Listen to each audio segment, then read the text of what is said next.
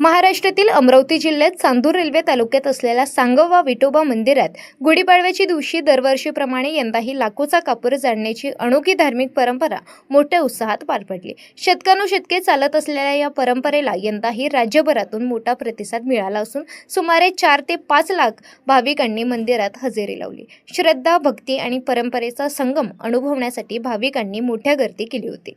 भाविकांच्या श्रद्धेनुसार देवाला कापूर अर्पण करून जाळल्यास मनोकामना पूर्ण होतात अशी धारणा आहे। त्यामुळे गुढीपाडव्याच्या दिवशी हजारो भाविक एकाच वेळी कापूर प्रज्वलित करून देवाचे दर्शन घेतात। यावेळी संपूर्ण परिसर भक्तिमय वातावरणाने दुमदुमून जातो। सांगवा विठोबा संस्थांची ही परंपरा गेल्या सुमारे 400 वर्षापासून अखंडपणे सुरू असून आजही ती तितक्याच भक्तिभावाने जपली जात आहे।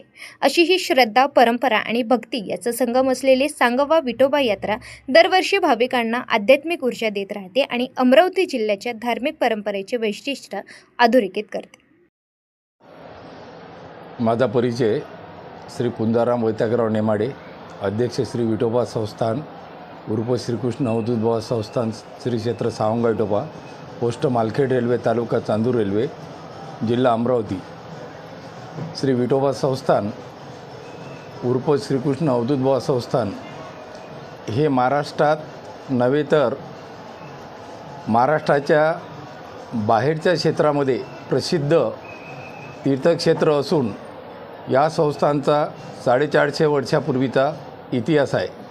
हे संस्थान भाविकांचं श्रद्धास्थान असून या ठिकाणी कोणत्याही प्रकारचा बुवाबाजीचा प्रकार किंवा कोणत्याही प्रकारची अंधश्रद्धा म्हणून या ठिकाणी या संस्थांमध्ये कोणत्याही प्रकारचा इथं प्रकार दिसून येत नाही। या ठिकाणी श्री कृष्णाजी महाराज हे 450 पूर्वी महापुरुष या ठिकाणी होऊन गेलेले आहे। आख्यायिका अशी आहे की त्यांच्या देहाचं इथे या ठिकाणी पाणी झालेलं आहे, म्हणून त्या ठिकाणी एक मातीच्या स्वरूपात बौली म्हणून त्या ठिकाणी आपल्याला बौली म्हणून आपल्याला या ठिकाणी दिसत आहे।